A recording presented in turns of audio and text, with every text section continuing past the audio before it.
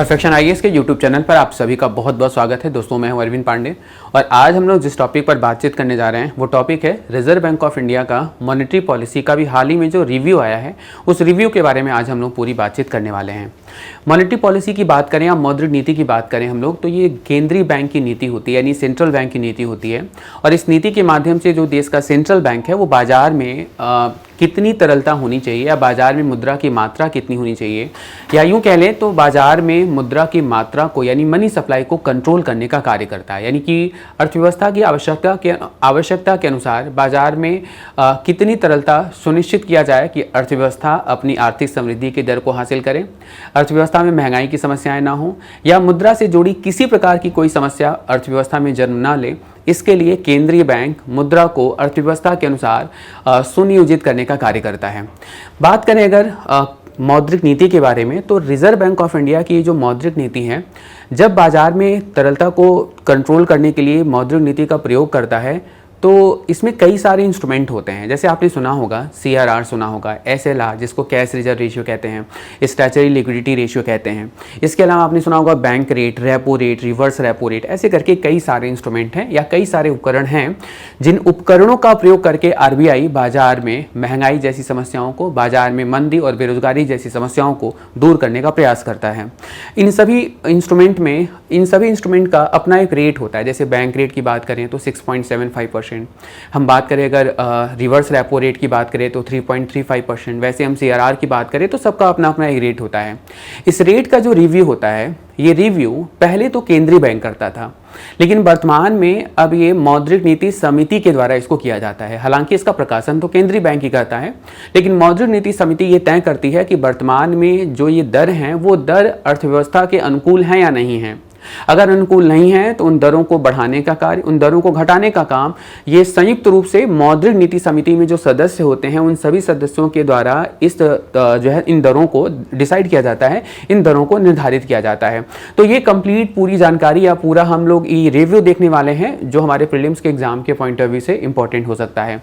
तो ये जून 2023 की ये मौद्रिक नीति की समीक्षा है। ये वर्तमान में अगर बात करें तो मिस्टर शक्तिकांत दास RBI के वर्तमान गवर्नर हैं, और मौद्रिक नीति समिति के चेयरमैन की बात करूं तो मौद्रिक नीति समिति के चेयरमैन भी वर्तमान में मिस्टर शक्तिकांत दास ही हैं। तो जो कीवर्ड है, जो प्रकाशन है, आप देख सकते हैं यहाँ पर मौद्रिक नीति वक्तव्य 2023-24 का ये जो है स्टेटमेंट है, जो 6 से 8 जून की जो मीटिंग हुई है उस मीटिंग को ही प्रकाशित किया गया है। 8 जून को सायंकालीन 2023 में यह मीटिंग में रिजर्व बैंक ऑफ इंडिया के वेबसाइट पर यह आपको प्रेस प्रकाशनी देखने को मिल सकता है। थोड़ा सा यहाँ पर ये आपको PDF जो है बहुत ज़्यादा विजिबल नहीं दिखेगा, तो हम लोग यहाँ पर रिजर्व बैंक ऑफ इंडिया की डायरेक्ट वेबसाइट पर आ जाते हैं हम लोग, और इस डायरेक्ट वेबसाइट पर आप देखेंगे मौद्रिक नीति वक्तव्य 2023-24 जो है ये समिति के द्वारा ये जो 6 से 8 जून को ये कंप्लीट जो बैठक हुई है उसमें क्या रिजल्ट आए हैं वो उस रिजल्ट के बारे में या उस समीक्षा के बारे में हम लोग बातचीत करने वाले हैं। तो अगर हम यहाँ के थ्रू जाएंगे तो हमें एक अलग PDF मिलेगा जो कंप्लीट डिटेल बताता है उस समीक्षा में या उस बैठक में हुए सभी निर्णयों के बारे में।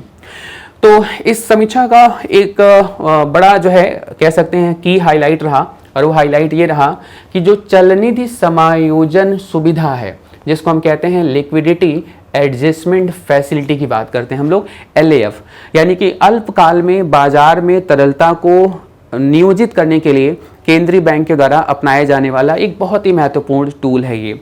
और इसी टूल के अंतर्गत दो दर आते हैं, यानी दो प्रकार के रेट आते हैं। एक होता है जिसको हम कहते हैं रेपो दर कहते हैं, और जो दूसरा रेट होता है उसको हम लोग रिवर्स रेपो दर कहते हैं। तो अभी हाल ही में इस स्टेटमेंट में कहा गया कि जो रेपो दर है वह 6.50% पर ही है जो अपरिवर्तित है। यानी पिछले मौद्रिक नीति की समीक्षा में भी इस रेपो दर को 6.50% ही रखा गया था, और वर्तमान में भी जो रेपो दर है वो 6.50% ही है। बता दें कि जो रिवर्स रेपो रेट है वो वर्तमान में 3.35% है, 3.35% है। अभी ये दर होते क्या हैं इनके बारे में हम लोग थोड़ा सा डिटेल में बातचीत करेंगे। इसके अलावा एक और भी आप यहाँ पर की हाईलाइट देख सकते हैं, अस्थायी जमा सुविधा SDF कहते हैं, स्टैंडिंग डिपॉजिट फैसिलिटी के नाम से जाना जाता है। और ये जो SDF है ये वर्तमान में 6.25% रखा गया है। वहीं पर सीमांत अस्थायी सुविधा जिसको हम लोग मार्जिनल स्टैंडिंग फैसिलिटी कहते हैं, MSF की दर को बैंक दर के बराबर ही रखा गया, यानी MSF की दर और बैंक दर दोनों ही दरें बराबर होती हैं।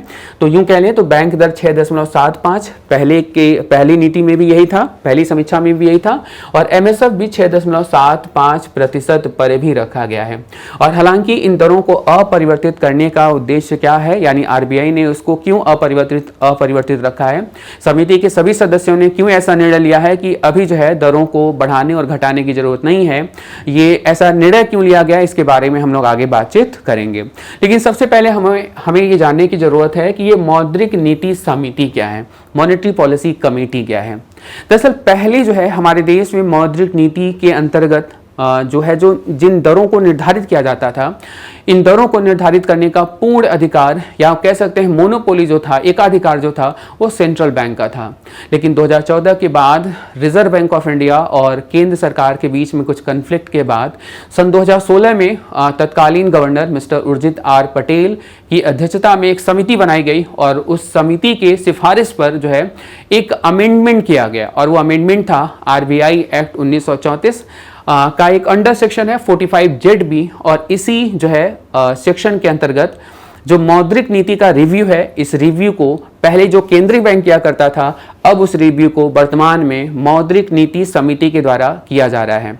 और ये मौद्रिक नीति समिति के द्वारा जो रिव्यू है ये प्रत्येक 2 माह पर किया जाता है, यानी अगर यूं कह लें तो पूरे वर्ष भर में कुल 6 समीक्षाओं को इस समिति के सदस्यों के द्वारा एकजुट होकर या एकमत होकर के इनको प्रस्तुत करना होता है। हालांकि यह जो प्रकाशन का कार्य है वो रिजर्व बैंक ऑफ इंडिया की ही जिम्मेदारी है। और एक और खास बात, इस पूरी समिति का जो चेयरमैन होता है वो चेयरमैन होते हैं RBI के तत्कालीन गवर्नर, जो वर्तमान में मिस्टर शक्तिकांत दास हैं।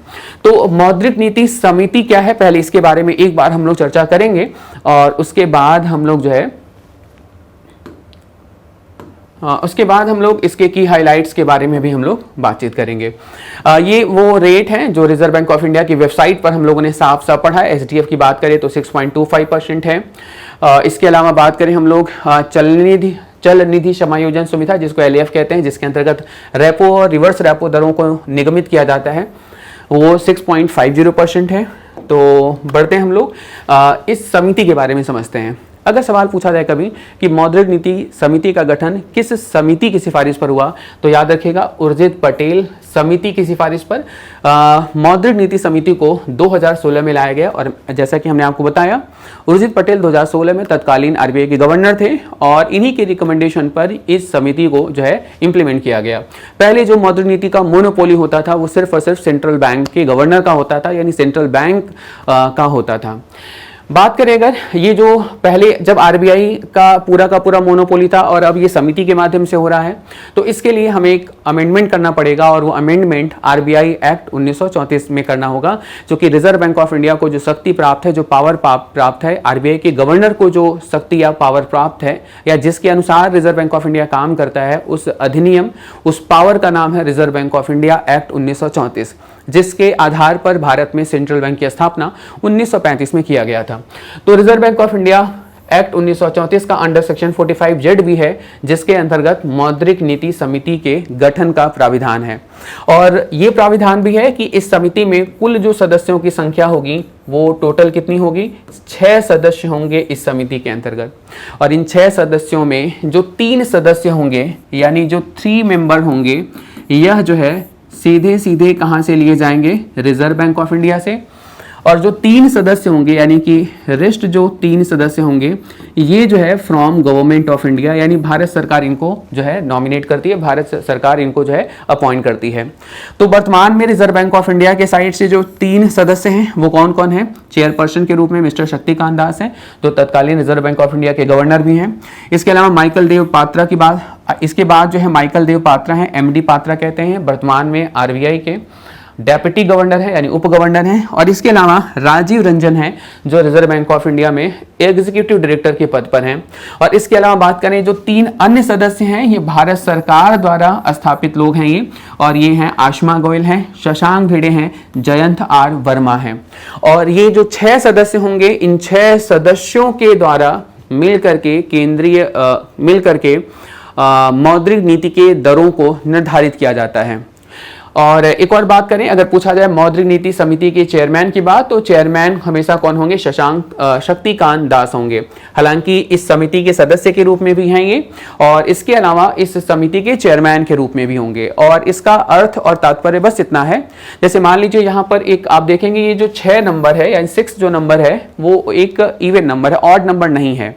तो जैसे मान लीजिए कि अगर कोई ऐसा रेट हो गया, जैसे मान लीजिए कि हम किसी रेट की बात करें, बैंक दर की बात करें, 6.75% ये बैंक दर है, और अगर 6.75% ये सरकार के 3 सदस्य कह रहे हैं, और आरबीआई के जो 3 सदस्य हैं वो 6.50% पर हैं, तो 3 वोट 6.50 पर है और 3 वोट जो है 6.75% पर है, तब तो ये जो है ये तो टाई वाली कंडीशन आ गई, ये तो बराबरी की स्थिति आ गई। अब इस बराबरी की स्थिति में क्या होगा? तो इस बराबरी की स्थिति में आरबीआई मौद्रिक नीति समिति का जो चेयरमैन होगा उनको एक बार फिर से अपने मत को देने का अधिकार होता है, और आरबीआई का जो गवर्नर होगा वो यानी जो समिति का चेयरमैन होगा वो जिस भी साइड पर अपना समर्थन दे देगा उन दरों को केंद्रीय बैंक के द्वारा प्रकाशित कर दिया जाता है। तो ये मौद्रिक नीति समिति का पूरा रूपरेखा रहा जिसके द्वारा वर्तमान में नीतियों को निर्धारित किया जाता है।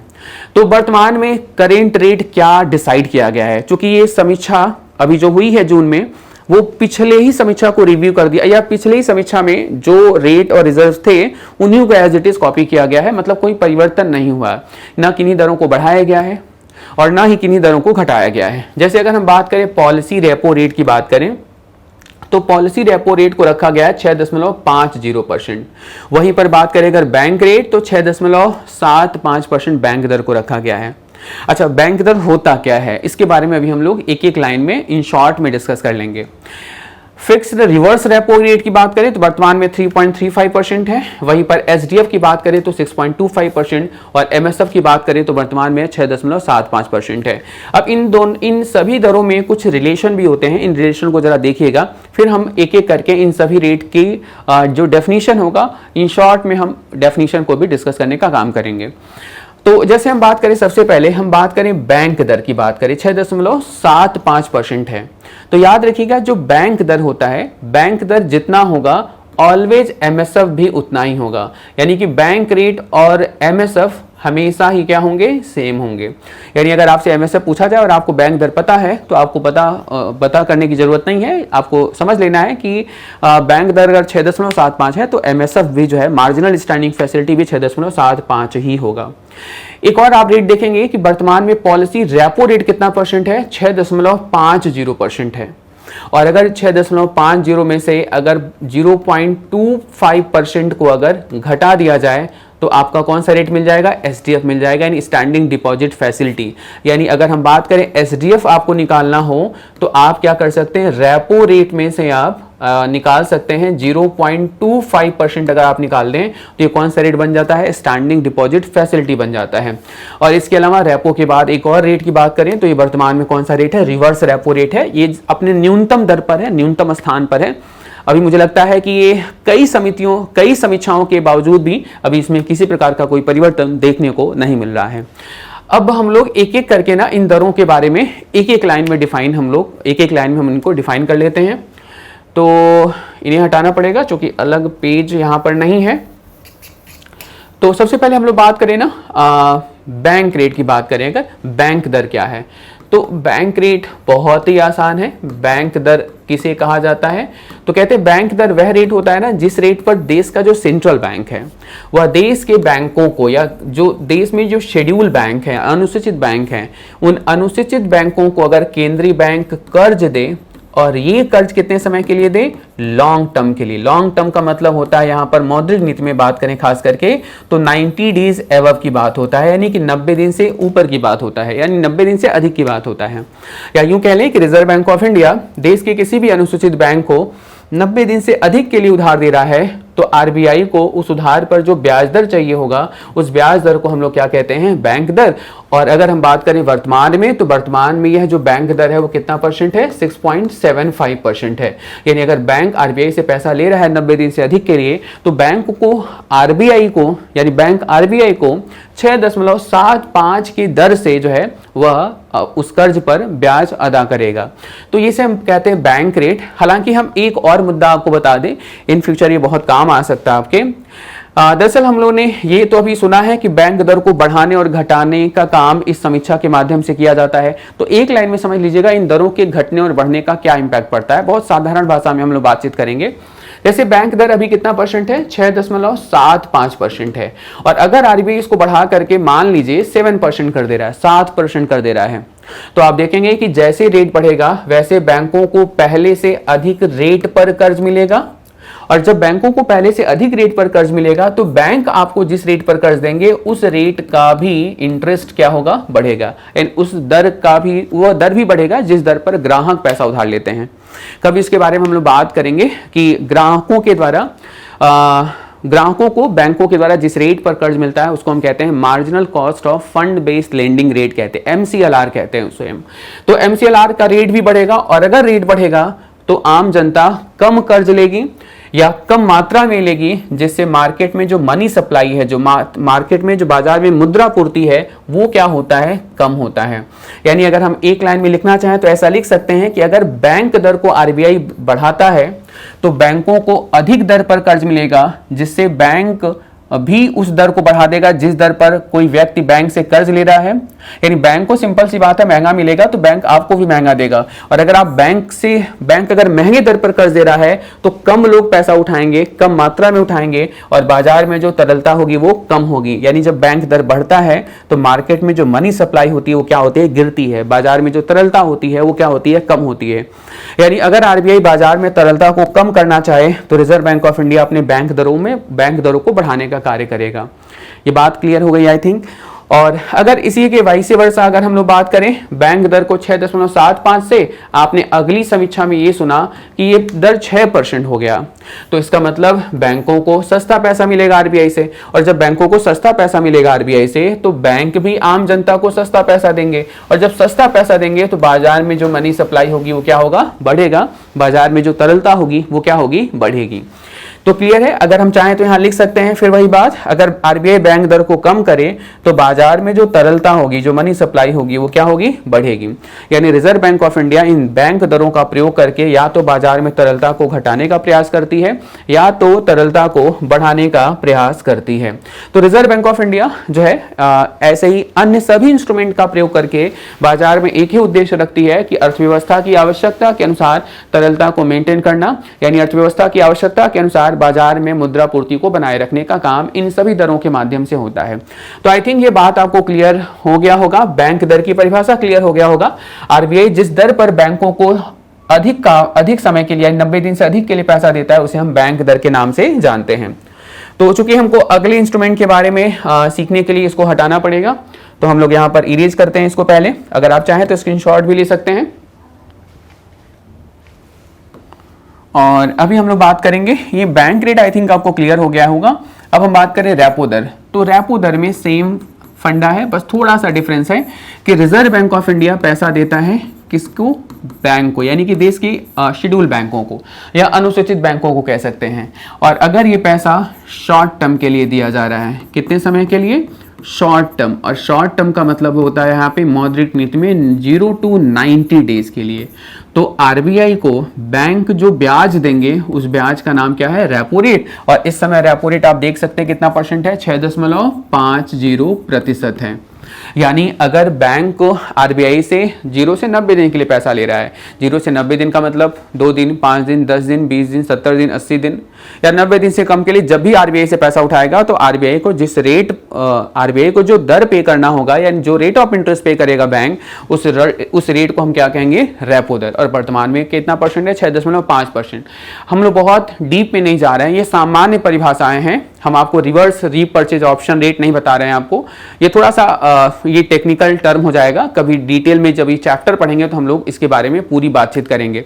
सामान्य तौर पर हम इसको सीखने का प्रयास कर रहे हैं कि रेपो दर और बैंक दर में आपने एक बेसिक अंतर समझा होगा कि बैंक दर में भी आरबीआई पैसा देता है और रेपो दर में भी आरबीआई पैसा देता है, और पैसा किसको दे रहा है या कर्ज किसको दे रहा है, देश के अनुसूचित बैंकों को दे रहा है।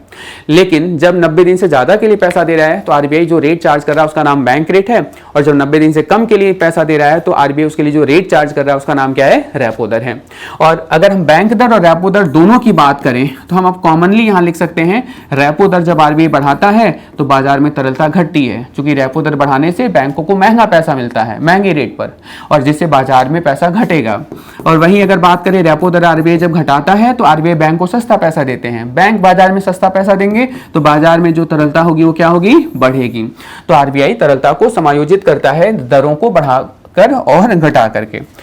तो हालांकि हमें हटाते हैं यहाँ पर भी, तो हम लोग बात करें बैंक रेट हो गया क्लियर, रेपो रेट क्लियर हो गया, रिवर्स रेपो रेट भी क्लियर कर लेते हैं। रिवर्स रेपो रेट में रिवर्स प्रक्रिया होती है। जो रिजर्व बैंक ऑफ इंडिया है वहाँ आरबीआई को बैंक को कुछ नहीं देना होता है। दरअसल यहाँ पर प्रक्रिया थोड़ी सी उल्टी है। बैंक क्या करता है ना, बैंक अपने सरप्लस अमाउंट को, कौन से अमाउंट को, बैंक अपने सरप्लस अमाउंट को, सरप्लस अमाउंट का मतलब होता है अधिक के जमाओं को बैंक किसके पास रखता है, आरबीआई के पास। और आरबीआई इस सरप्लस अमाउंट पर जो ब्याज देता है ना, इस ब्याज को हम लोग क्या कहते हैं, रिवर्स रेपो रेट कहते हैं। जैसा हम लोग जब कभी आरबीआई पढ़ेंगे तो बताएंगे आरबीआई बैंकों का बैंक है। तो बैंक जब भी बैंकों को ऐसा लगता है कि बाजार में जोखिम है, बाजार में अब वो अपने निवेश की लिमिट को पूरा कर चुके हैं, उसके बावजूद भी उनके पास अतिरिक्त फंड है, तो बैंक उस अतिरिक्त फंड को आरबीआई में रख सकते हैं, और आरबीआई उस फंड पर जो ब्याज दे रहा है उस ब्याज को हम क्या कहते हैं, रिवर्स रेपो रेट कहते हैं। अब हमारे पास दो ऑप्शन है, एक एमएसएफ है और एक एसडीएफ है। एमएसएफ की बात करें तो एमएसएफ का जो लोन होता है ये 24 आवर्स के लिए होता है। कितने समय के लिए होता है, ये 24 घंटे के लिए। यानी जब देश का केंद्रीय बैंक देश के अनुसूचित बैंकों को, जब देश का केंद्रीय बैंक यानी कि रिजर्व बैंक ऑफ इंडिया देश के अनुसूचित बैंकों को 24 घंटे के लिए पैसा दे, मेरे भाई 24 आवर्स के लिए केवल, तो ये जो 24 घंटे के लिए जो सुविधा है आरबीआई से जो बैंक उठा रहे हैं उसी दर को, यानी उस पर जो रेट लगता है दरअसल वो बैंक रेट ही लगता है 24 घंटे के लिए। तो इस सुविधा का नाम दरअसल कहते हैं हम लोग, इस सुविधा को हम कहते हैं मार्जिनल स्टैंडिंग फैसिलिटी, या इसको हम कहते हैं हिंदी में सीमांत अस्थायी सुविधा कहते हैं।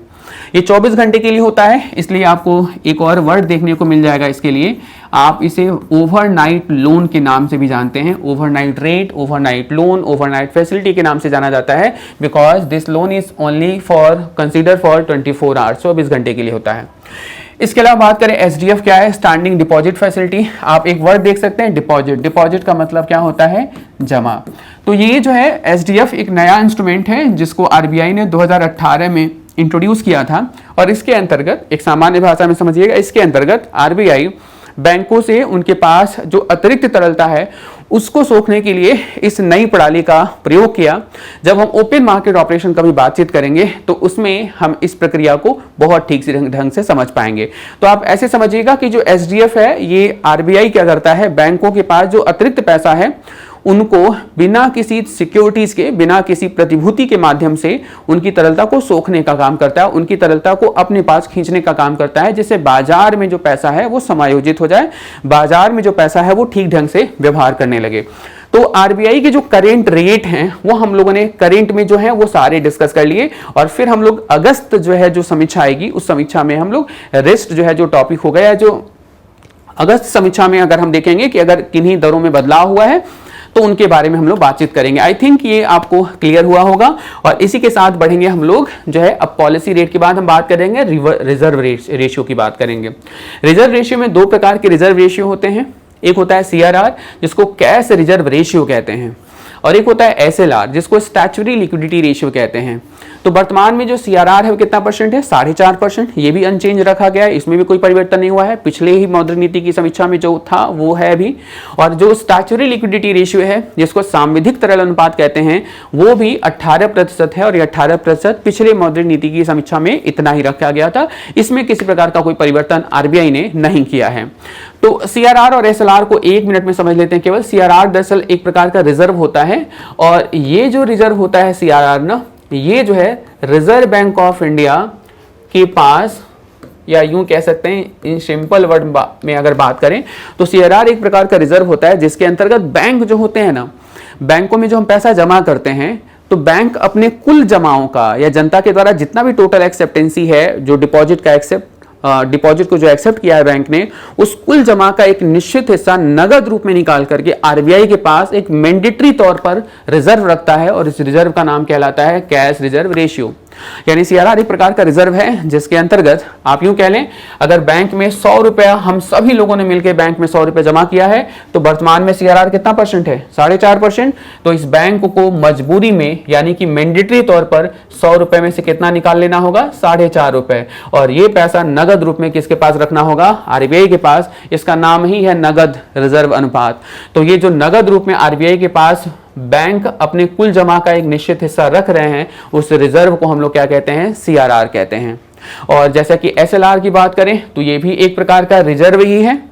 तो एसएलआर जो है एक अलग रिजर्व होता है, इसमें आरबीआई के पास कुछ नहीं रखना होता है। दरअसल आरबीआई के पास कुछ नहीं रखना होता है। यहां पर क्या होता है, जो बैंक होते हैं ना, यानी कि जो बैंक हैं, इन बैंकों को अपने पास एक बैकअप रखना होता है। और बैंक क्या करते हैं? बैंक अपने पास कैश के रूप में, गोल्ड के रूप में और कुछ गवर्नमेंट सिक्योरिटीज के रूप में अपने कुल जमा का एक निश्चित हिस्सा रखते हैं, और निश्चित हिस्सा जो आरबीआई तय कर दे।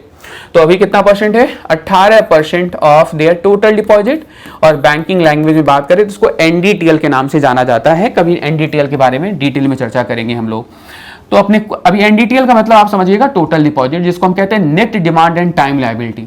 तो बैंक अपने कुल जमा का एक निश्चित हिस्सा अपने पास बैकअप के रूप में रखते हैं, और ये जो बैकअप के रूप में अपने पास रिजर्व रख रहे हैं इसको हम लोग एसएलआर कहते हैं, यानी इसे हम स्टैट्यूटरी लिक्विडिटी रेशियो के नाम से जानते हैं। और एक लाइन में और बात करें अगर हम, तो यहां पर कह सकते हैं चाहे सीआरआर की बात हो चाहे एसएलआर की बात हो, जब भी इन दरों में बढ़ोतरी होती है बाजार में नकदी घटती है। आप एक तरीके से इसको ट्रिक की तरह से याद रख सकते हैं। जब इस चैप्टर को पढ़ेंगे तो हम लोग डिटेल में बातचीत करेंगे। और इसके अलावा बात करें, अगर आरबीआई सीआरआर या एसएलआर में कमी करता है तो याद रखिएगा बाजार में तरलता क्या होगी? बढ़ेगी। वाइस वर्सा रिलेशन होता है। क्लियर बात? तो ये दो प्रकार के रिजर्व पढ़ लिया हम लोगों ने, बाकी अन्य रेट्स पढ़ लिए। किसी रेट में किसी प्रकार का कोई चेंज नहीं हुआ है, लेकिन हमें वर्तमान में जो रेट है वो जानना होगा, और तभी हम लोग आने वाले समय में अगर कोई दरों में परिवर्तन होता है तो हम उसको अपने एग्जाम तक अपनी जरूरत के अनुसार हम उसको याद रख पाएंगे। तो ये कंप्लीट रिजर्व रेट रहा या पॉलिसी रेट रहा। अगर इन रेट को एक्चुअल में देखना है आपको तो आपको कहाँ जाना होगा? रिजर्व बैंक ऑफ इंडिया की वेबसाइट पर जाना होगा। और आप रिजर्व बैंक ऑफ इंडिया की वेबसाइट पर, जस्ट अ सेकेंड,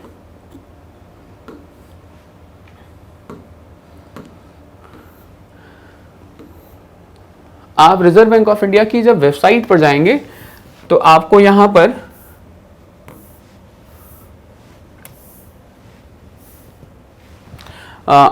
पर देखने को मिलेगा,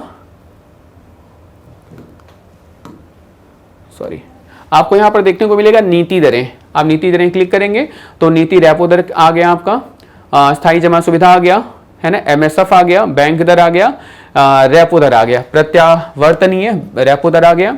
अगर आपको रिजर्व रेट देखना है तो सीआरआर भी आपको दिख रहा है, यहाँ पर एसएलआर भी दिख रहा है। हालांकि यहाँ पर आरबीआई ने विनिमय दरों को भी रखा है। ये जो है डे बेसिस पर इसको आरबीआई के द्वारा मेंटेन किया जाता है। इसके अलावा आधार, आई थिंक आपने विनिमय दर देख लिया होगा। अमेरिका 1 रुपए का अमेरिकी डॉलर की तुलना में आरबीआई ने जो है अभी कब का है? 9 जून 2023 को दोपहर 1:30 बजे का डेटा सोचिए अपडेट है ये, यानी 82.4251 है ना के आसपास जो है रुपया बराबर $1 है। इसके अलावा बात करें उधार जमा दरों को कभी देखना चाहते हैं तो आधार दर आप देख सकते हैं, जिस दर के नीचे कभी कोई बैंक किसी भी कस्टमर को उधार नहीं देता है, केवल कुछ शर्तों के अगर छोड़ दिया जाए तो।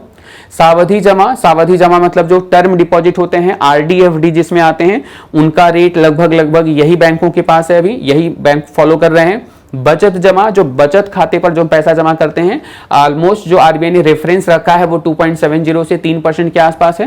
हालांकि इन दरों को जो है आरबीआई ने एक रेफरेंस के तौर पर दिया हुआ है, बैंक अपनी आवश्यकता के अनुसार इसको घटाने और बढ़ाने का कार्य कर सकते हैं।